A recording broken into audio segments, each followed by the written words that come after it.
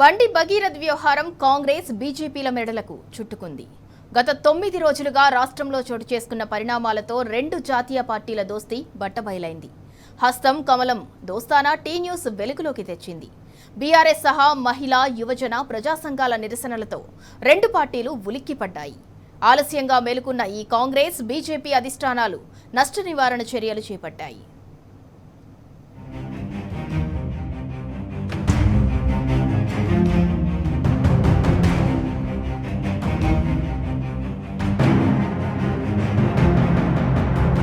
POCSO case నిందితుడు బండి భగీరథ్ వ్యవహారం రాష్ట్రంలో బీజేపీ, కాంగ్రెస్ మెడకు చుట్టుకున్నట్లు ప్రచారం జరుగుతున్నది.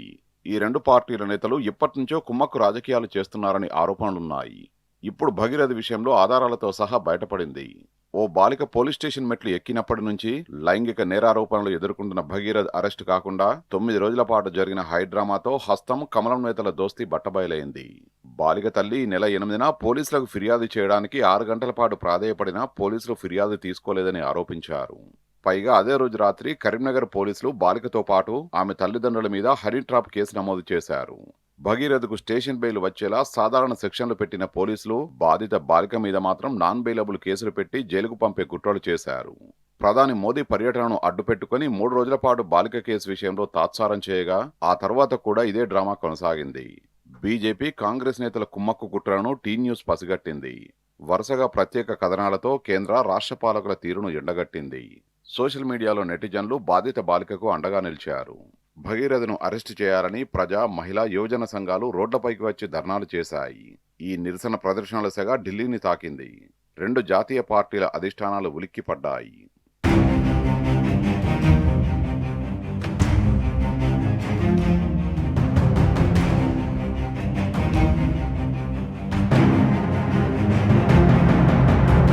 రాష్ట్రంలో ఏం జరుగుతున్నదని కేంద్ర ప్రభుత్వం గవర్నర్ శివప్రతాప్ శుక్లా నుంచి నివేదిక తెప్పించుకున్నది. గవర్నర్ శుక్రవారం హుటాహుటిన ఢిల్లీకి వెళ్లి కేంద్ర హోంమంత్రి అమిత్ షాను కలిశారు. ఈ భేటీలో భగీరథ్ పోక్సో కేసు వ్యవహారంపైన నివేదిక ఇచ్చినట్లు తెలిసింది. భగీరథ్ తప్పించుకు తిరుగుతున్న తీరు, తదనంతరం రాష్ట్రంలోని రాజకీయ పరిస్థితులను అమిత్ షాకి వివరించినట్లు తెలిసింది.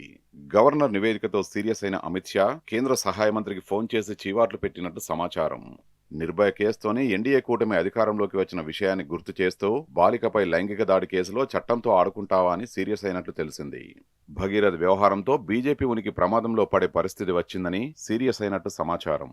వెంటనే భగీరథను పోలీసులకు అప్పగించి విచారణకు సహకరించాలని ఆదేశించినట్టు తెలిసింది. అమిత్ షా ఆదేశాల మేరకే బండి భగీరథ్ పోలీసులకు లొంగిపోయినట్లు చర్చ జరుగుతున్నది.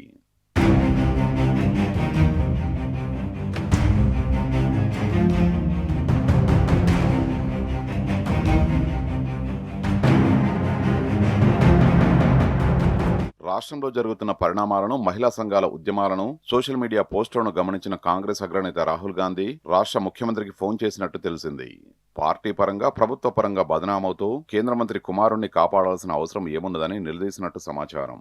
రేవంత్ రెడ్డి ఇచ్చిన సమాధానంతో సంతృప్తి చెందక రాష్ట్రంలో జరుగుతున్న వ్యవహారంపై నివేదిక తెప్పించాలని ఏఐసీసీ జాతీయ అధ్యక్షుడు మల్లికార్జున ఖర్గేకు సూచించినట్టు తెలిసింది. ఆయన రాష్ట్ర మంత్రి వివేక్ కు ఫోన్ చేసి భగీరథ్ కేసుపై పూర్తి నివేదికతో ఢిల్లీకి రావాలని ఆదేశించినట్టు సమాచారం. మంత్రి వివేక్ శనివారం ఢిల్లీకి వెళ్లారు.